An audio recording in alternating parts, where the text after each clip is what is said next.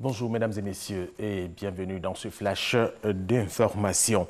L'ancien président ivoirien Laurent Gbagbo et Charles Blé Goudé se retrouvent à nouveau devant les juges de la Cour pénale internationale, CPI, ce lundi 1er octobre à la demande de leurs avocats qui demandent leur sortie de prison. Rappelons qu'ils sont jugés pour crimes contre l'humanité dans la crise post-électorale. Le président du Sénat, Jean-Noël Oussou-Kouadio, invité spécial de la 7e édition du Forum de la ville du Havre en France sur l'économie positive, a présenté l'action de la Côte d'Ivoire à préserver le peu de forêt disponible avec le modèle de cité verte d'Abidjan. Ouvert le 27 septembre, le forum a pris fin le 29 septembre dernier.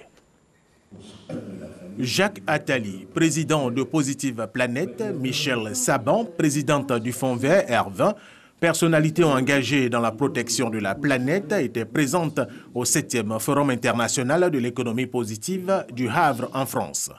Pour sa première participation, la Côte d'Ivoire, sur la question de l'environnement, a présenté l'exemple de la conservation de la forêt à travers la cité verte à Abidjan. La délégation ivoirienne était conduite par le président du Sénat ivoirien, Jean-Noël Oussou-Kouadio. Nous sommes venus, nous avons rencontré des personnalités de haut niveau, des grands penseurs, des maires, des présidents de conseils régionaux et des personnes qui travaillent pour l'avenir. Qu'est-ce que nous réservons aux générations futures? Comment est-ce que nous devons préserver l'environnement pour que dans 100 ans, 200 ans, les enfants qui vont naître puissent avoir un cadre d'épanouissement idéal. Voici ces questionnements. Le Sénat ivoirien entend s'approprier. On ne va pas voter que les lois, mais nous allons agir, voir comment on peut impacter sur l'action des collectivités territoriales, des collectivités locales en Côte d'Ivoire. Au Forum du Havre, plus de 5000 participants ont enregistré l'une des solutions de l'économie positive en Afrique. C'est le projet de l'agroforesterie d'Odiéné qui œuvre pour le développement des activités de lutte contre le changement climatique.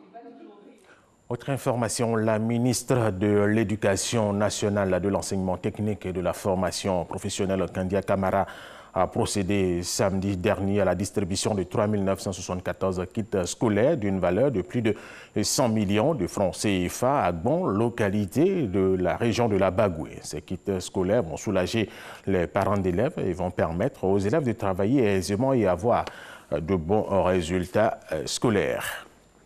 Et nous sommes au 4e jour de la campagne pour les élections locales ici en Côte d'Ivoire. Il s'agit des élections municipales et régionales sur l'ensemble du territoire ivoirien.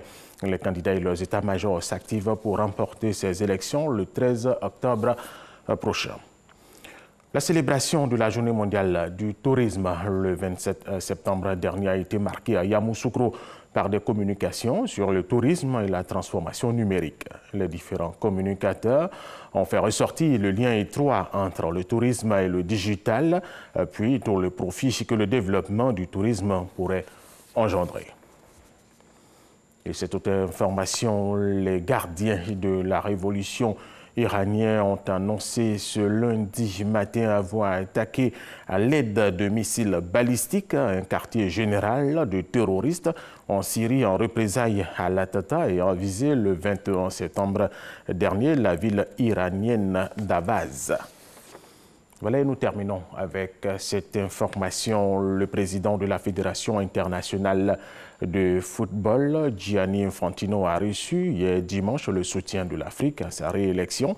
C'est le président de la Confédération africaine de football, CAF, Ahmad Ahmad, qui l'a annoncé à Sharm el-Sheikh en Égypte. Élu en 2016, Infantino a annoncé en juin dernier sa candidature à un second mandat. Le congrès électif aura lieu le 5 juin 2019 à Paris, en France.